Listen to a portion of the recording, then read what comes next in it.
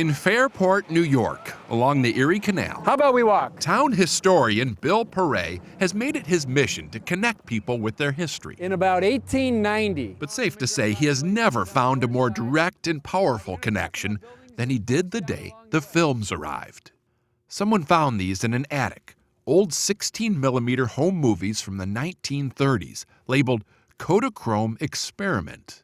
Yeah, I was intrigued. So I took the projector, I took the films, and I started to watch. And I loved what I saw. I saw scenes of our community, and they were in color.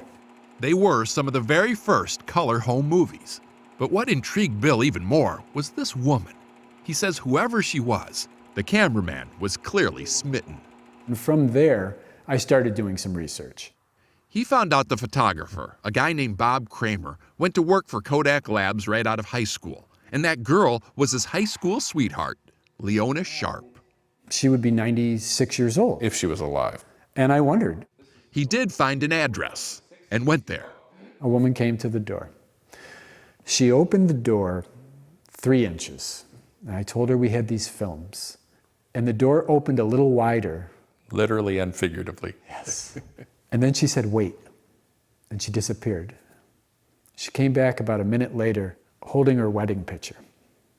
And she said, come in. Here's what Bill learned. Bob and Leona got married right after Bob joined the Air Force. A few days after the wedding, he left to learn how to fly a B-17 and then got sent to Europe to fight in World War II.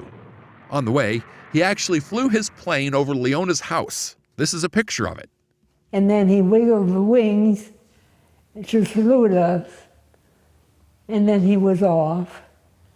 You never saw him again? No. Leona says losing him was hard, but finding him again has been wonderful. Couldn't believe it. After more than 70 years, Leona's love story came rushing back in living color. And even though she did get married again for a while, we got the sense that this was her true love. Not from any particular picture on the screen, just the flicker in her eye.